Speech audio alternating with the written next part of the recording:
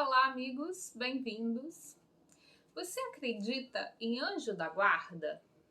Em espírito protetor? Numa alma? Alma não, porque alma é encarnado, né? Um amigo ou uma amiga espiritual que lhe protege ao longo dessa vida? Muita gente não acredita. E eu acho interessante que até no próprio meio espírita, pessoas que ainda estudaram um pouco, que ainda estão começando, ou que não se atentaram para essa parte da orientação, muitas pessoas têm dúvidas. Né? Às vezes até já leu ali em Kardec sobre as almas afins, mas fica sempre um pouco na dúvida se a gente tem realmente algum espírito bom que esteja conosco, nos acompanhando. Em outras denominações religiosas cristãs, a gente tem esse termo anjo da guarda, né? Como um espírito ou uma figura muito mais evoluída que a gente e que nos auxilia em nome de Deus. No Espiritismo, a gente tem informações sobre essa figura. Há um capítulo no Livro dos Espíritos chamado Anjos da Guarda, Espíritos Protetores, Familiares ou Simpáticos. Nós temos todos esses espíritos nos acompanhando. Na pergunta 489, Kardec perguntou diretamente se a gente tem espíritos que se ligam em particular a uma pessoa para protegê-la. Tem alguém que me acompanha, que vê minhas dificuldades, minhas dúvidas, minhas lutas nesse dia a dia? Sim, um irmão espiritual, que chamais de bom espírito, bom gênio, eram os nomes da época. Na pergunta seguinte, ele até chega a usar o termo, pelo menos na tradução. Nossa, aqui eu estou com uma tradução de Herculano Pires, em que a pergunta 490 pergunta sobre o que deve se entender por anjo da guarda. O espírito protetor de uma ordem mais elevada. Ou seja, o nosso protetor ou a nossa protetora, porque independe se é um espírito que se apresenta de uma forma masculina ou de uma forma feminina, ok? Não tem aí nenhuma diferença entre ser um homem ou ser uma mulher, é só a forma como ele se apresenta para a gente. Esse espírito, ele sempre vai ser de uma ordem mais elevada que a nossa. Não é um espírito já lá na angelitude, já da envergadura de Jesus, que é um espírito crístico, nosso governador. Ele é um pouco mais elevado que a gente, mas ele está aqui no plano em que nós vivemos. Ele está sempre alguns degraus à nossa frente na evolução moral, mas ele não é lá aqueles anjinhos de figuras bíblicas mais antigas, seres alados, nada disso. São espíritos na caminhada evolutiva, como nós, que já estão um pouco mais à nossa frente. Eles se apresentam para a gente sempre no nível em que a gente pode entendê-los. São os nossos mensageiros divinos. Emmanuel começa o capítulo 35 do Religião dos Espíritos falando sobre a presença desses mensageiros. Como é que eu sei que o meu anjo da guarda, o meu mentor, é a outra palavra que a gente usa muito, né, no meio espírita, porque o meu mentor, a minha mentora me influenciou, me apareceu, né? Tem pessoas que veem efetivamente esses bons amigos espirituais, ou sonham com eles, ou têm mensagens recebidas deles, e outros, que são a maioria, não tem assim essa influência tão direta, tão, digamos assim, palpável da presença deles. Então, como é que eu sei que eu tenho esse bom amigo? Na pergunta 501, Kardec pergunta por que eles não aparecem para a gente de uma forma mais direta. Tanto problema acontecendo, tanta dúvida na minha cabeça, por que meu anjo da guarda não aparece aqui, materializado, bonitinho, que eu consiga dar um cutuque nele, um beliscão, dizer, meu amigo, tanta dificuldade nessa vida, por que você não vem aqui e me diz o que é que eu faço? Kardec vai tratar essa questão na pergunta 501, e Emmanuel vai falar um pouquinho mais sobre ela no capítulo 35, dizendo como é que eu faço para saber se uma influência que eu estou recebendo, seja uma ideia, seja uma sensação, seja um sonho que eu tive me orientando para alguma coisa, é que eu sei que é do meu benfeitor. Emmanuel vai dizendo pela forma que ele nos induz. O benfeitor vai sempre nos induzir para o bem. Ele vai sempre nos tentar colocar na rota do bem. Mas ele não pode andar por nós. Ele não pode fazer aquilo que nós temos que fazer por nós mesmos. Esse benfeitor ou benfeitora é como um pai para com um filho, lá na pergunta 491 de Kardec. Ele vai ajudando o seu protegido, mas ele nos auxilia respeitando o nosso livre-arbítrio. Ele nos influencia, ele está sempre ali tentando nos ajudar no bom caminho. Mas as minhas escolhas, as minhas atitudes, as minhas decisões finais têm que ser minhas, porque senão elas não são mérito meu. Se eu fiz algo bom, se diante de um dilema eu tomei uma decisão boa, porque o meu mentor foi quem me direcionou diretamente, o mérito é só dele, não é meu. Então isso não pode acontecer. Ele vai me influenciar, mas ele não vai decidir por mim. Quando eu escolho inconscientemente atender às sugestões dele, à indução dele, à influência dele, é mérito dele por ter me influenciado no bem, e ele se beneficia disso, obviamente, porque ele está trabalhando no bem, atuando no bem, e eu também me beneficio duplamente. Primeiro porque eu aprendi o caminho do bem, eu me tornei melhor. E segundo, porque foi uma atitude minha. Eu não fui carregada por ele. Eu fui orientada e a minha escolha própria foi a de seguir. Ele vela por nós, ele nos alerta muitas vezes para não fazermos determinadas coisas, para mudarmos de rota. A literatura de André Luiz nos fala em muitos exemplos, em vários livros, de formas com que amigos espirituais estavam ali influenciando.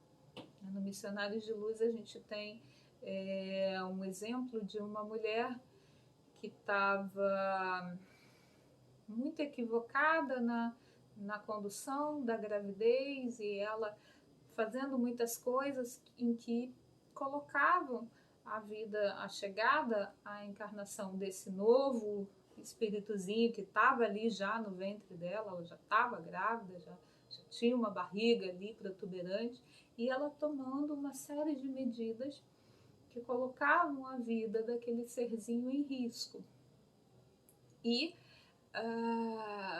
a equipe da qual o André Luiz fazia parte chega até onde ela está a pedido de auxílio de um dos benfeitores dela, né, de espíritos ali ligados afetivamente a ela e ao bebê, ao reencarnante, na tentativa de influenciá-la para não fazer as tantas atitudes que ela estava fazendo que estavam colocando a gestação em risco.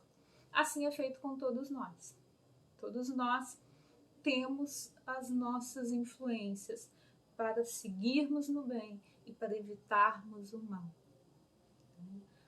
O não nos deixeis cair em tentação do Pai Nosso é também um pedido que nos auxilie a recebermos essas boas orientações para não cairmos nas nossas ainda más inclinações, e que a gente receba deles e que a gente escute, porque eles nos ajudarem, eles nos ajudam sempre, mas nem sempre a gente escuta, né?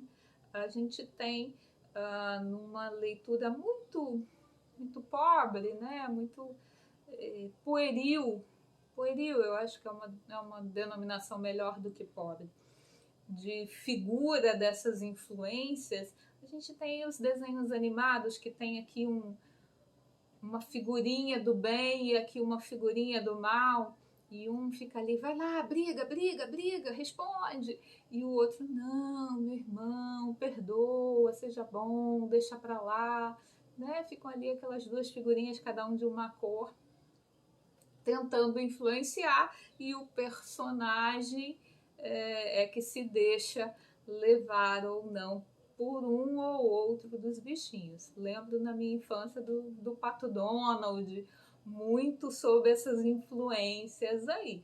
É uma figura aí, uma imagem infantil das nossas influências espirituais, né? O nosso mentor não é um anjinho, não é uma figurinha minúscula pendurada no nosso cangote, pelo contrário, é um amigo, muitas vezes teve vínculos conosco em outras encarnações, pode ser um familiar nosso, antigo, até que a gente saiba, né? A gente teve algum contato, um avô, um bisavô, uma tia-avó, que volta em condições de nos ajudar, ou é um familiar antigo, ou é um vínculo de outra encarnação, não tem como a gente saber, né? São raros os casos em que a gente tem conhecimento sobre essa vida do mentor, né? Divaldo, por exemplo, Divaldo Franco tem todo um conhecimento sobre o vínculo dele com Joana de Ângeles.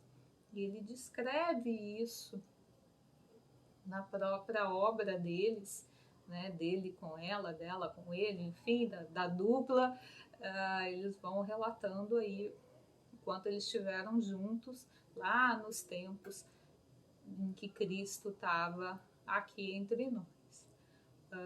Chico Xavier e Emmanuel são outro exemplo que a gente tem aí nas obras de Emmanuel, nos romances de Emmanuel. Também tem essa informação de que ele e Chico tiveram juntos em alguns episódios encarnatórios, né?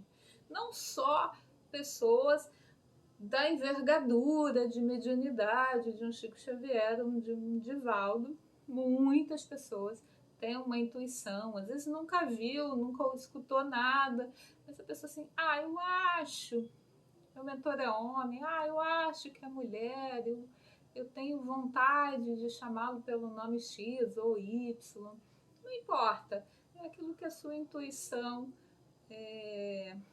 te orienta, te mostra, você pode seguir.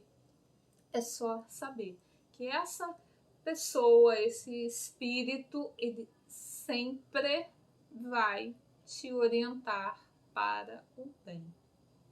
O benfeitor não nos perturba.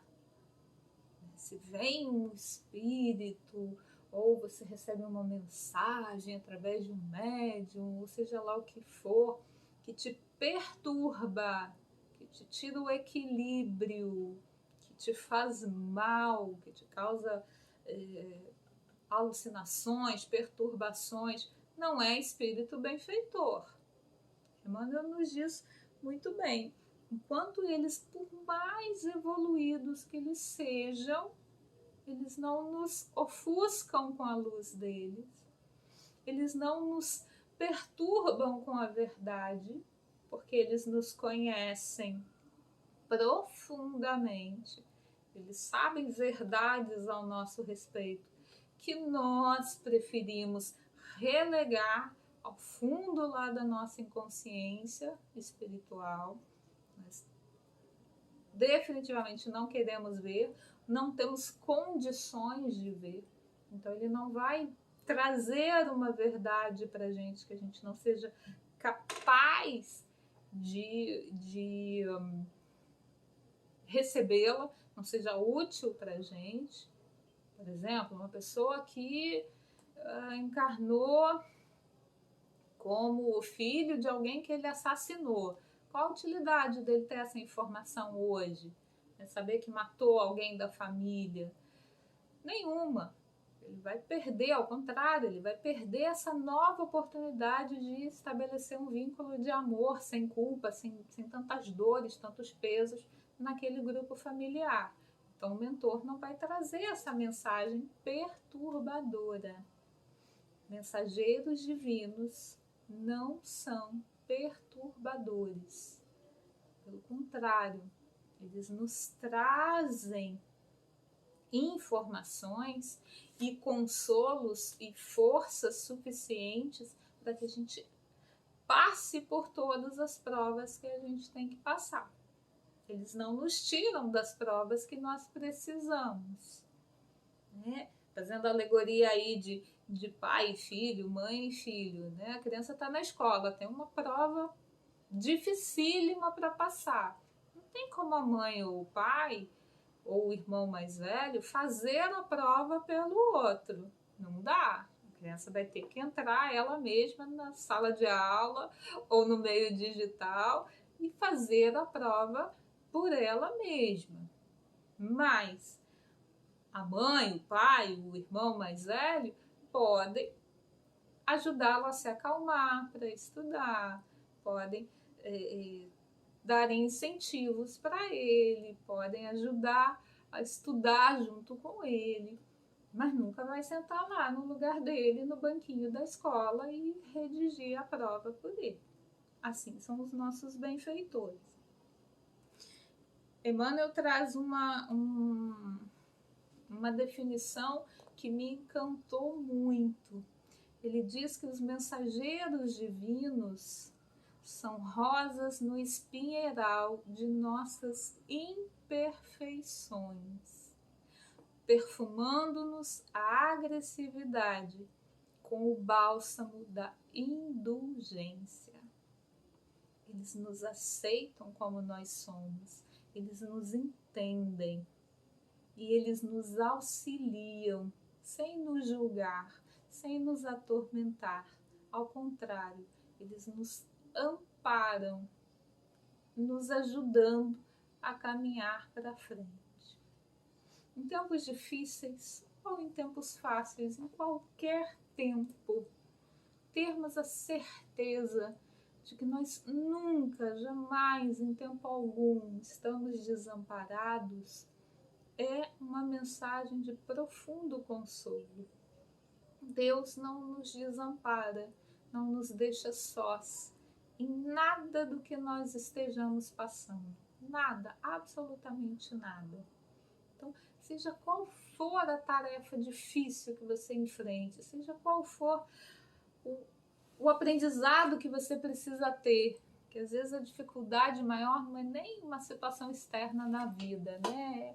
É algo que a gente já se deu conta dentro da gente que precisa mudar, que precisa melhorar, que a gente ainda não conseguiu vencer, não conseguiu mudar. Sabermos que a gente tem né? Um espírito amigo que está junto da gente, sabe aquele tamo junto? Ele está junto, ele ou ela, né? Tá junto da gente, ainda que nenhum encarnado esteja. Há esse irmão, amigo, fraterno, que nos ama incondicionalmente junto de nós. E ele vem enviado de Deus, enviado de Jesus. É alguém que quer efetivamente o nosso bem. Então, que nós incluamos na nossa rotina diária pequenos diálogos com eles, né? A prece, na verdade, é um diálogo nosso com Deus, com Jesus. Então, eu falo sempre que a gente pode e deve ter essa conversa com esse amigo ou essa amiga. Não importa que a gente conscientemente não está sabendo o que ele está respondendo, não está escutando a resposta de volta. De alguma maneira a resposta vem para a gente. A gente recebe, percebe essa resposta de alguma maneira. Então, estarmos sempre ligados a ele. Seja no nosso evangelho no lar, ao menos uma vez por semana, seja nas nossas preces diárias para começar o dia ou para terminar o dia. Kardec tinha o espírito da verdade como seu espírito familiar, que orientava ele, que estava junto dele, que coordenou toda a codificação do espiritismo. Um espírito... A gente vê a envergadura de Kardec pela envergadura, pela grandiosidade de quem era o seu mentor.